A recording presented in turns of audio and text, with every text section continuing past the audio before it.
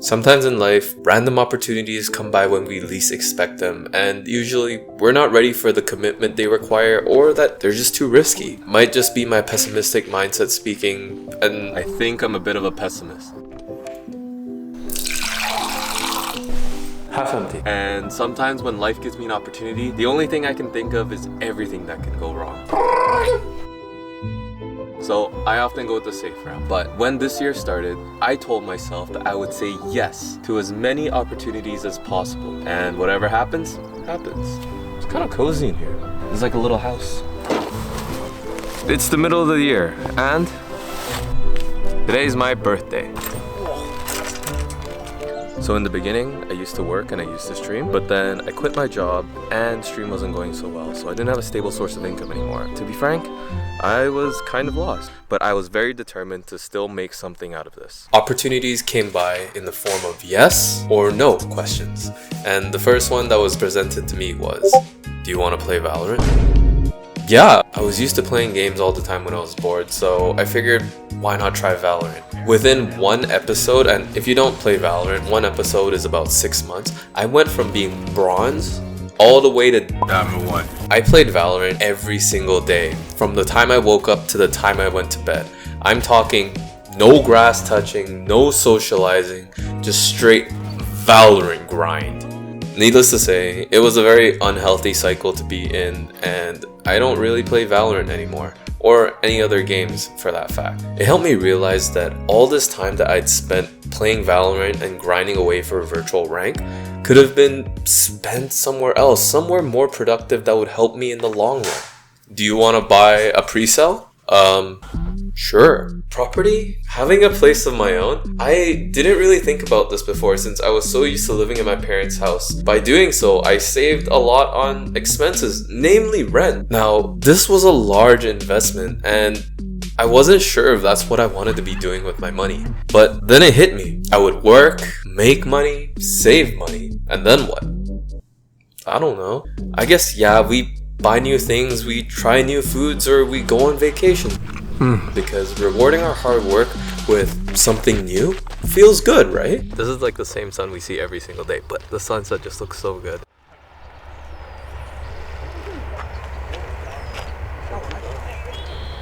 But to me, I wasn't someone who was used to spending a lot of money.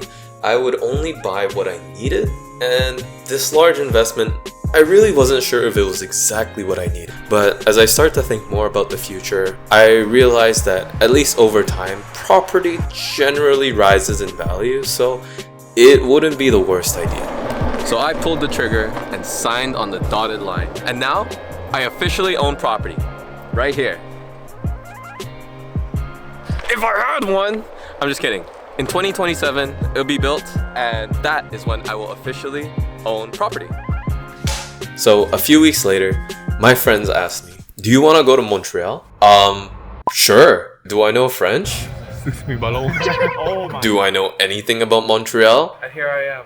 I'm in Mexico. But this was the first trip with the boys, Dan and Hassan. We've been friends since university, and it was our chance to go visit somewhere new, somewhere different from where we live. Oh yeah, Rachel was there too. To be honest, Montreal was one of the first trips I had taken with friends where we didn't go for a specific event like TwitchCon or Anime NYC. In fact, we went simply to enjoy ourselves. As weirdly as it sounds, I'm not sure I know how to do that. Bonjour from an official day one in Montreal.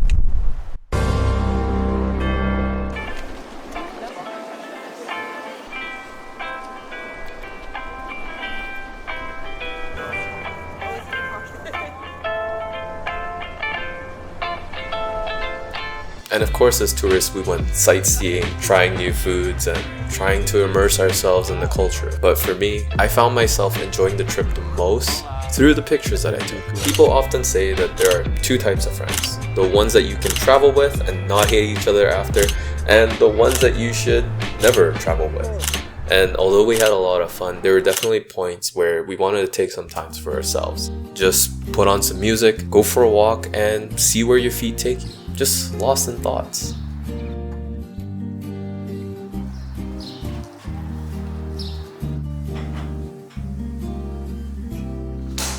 Do you want to go to China? Yeah! I did not want to go to China. I did not want to go to China with my mom because she's a very naggy person to go places with.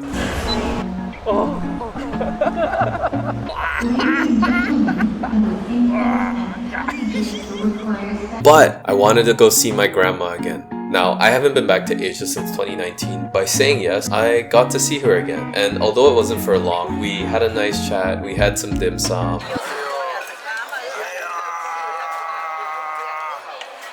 And I even had a chance to try some of her cooking again. And I swear to God, I don't know what kind of crack she puts in her stuff, but it tastes so good. But real talk though, my grandma is one of the sweetest and most selfless people I have ever met in my life. And I can only hope that I grow up to be the person I am because of her influence. Thank you, Popo. Aside from that, I had to take care of these two demons. Now, give them TikTok, my bad, Douyin, and some protein and bam, bing, chilling, cool as a cucumber. I will never understand kids. Do you want to go to Japan? Hell yeah! Now, like every weeb degen like me, going to Japan has been on the travel bucket list ever since I saw Kirito start dual-wielding swords. He's like me, except I was dual-wielding my credit card and my Suica card.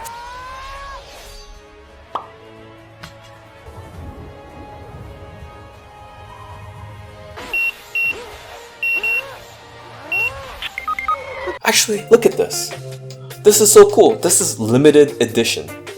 Welcome Suica. I didn't get the one with a penguin on it, but this is still pretty cool. But Japan is wild, I'm telling you. It's like lights, people, there's stuff here, Pokemon, cute stuff, maid cafes, crane games. And this is my brother. His name is Alex, and he moved to Japan March of last year. So this is actually the first time I get to see him in person again. And he actually came to sleep over at our hotel one night. If I look really tired, please don't mind it. This was the quality of sleep I had last night. Mans is actually so accustomed to his environment. Like, he knew exactly what to do, what to say, where all the good food spots were. I mean, all the food was good, but you know what I mean. I mean, look at this guy. The funny thing is, I actually had two other UBC friends in Japan at the same time while I was there. And this is Kelly. And for the life of her, she cannot win anything from a crane game. And this is Lydia. She actually found a really cool soba spot for us where they actually gave us these little kinako mochi desserts. But the craziest part of the whole Japan trip was actually getting to meet up with one of my Twitch viewers. Okay, right now I am on my way to Asakusa Sensoji to meet Mr. No Rules. The most distinguishing thing I know about this guy is that he wears black and his name is No Rules. Oh, yeah. He's one of my biggest supporters when I first started streaming over on Twitch. So this was just absolutely unreal. We actually went to Team Labs Tokyo where they had us expose the dogs. Team Labs is like one of those trippy immersive experiences. It's like the first time you see it, it's like a life-altering event. You can now view the universe in a micromolecular level and see all the cells. I'm just kidding, but I was snapping pictures like crazy while I was in there.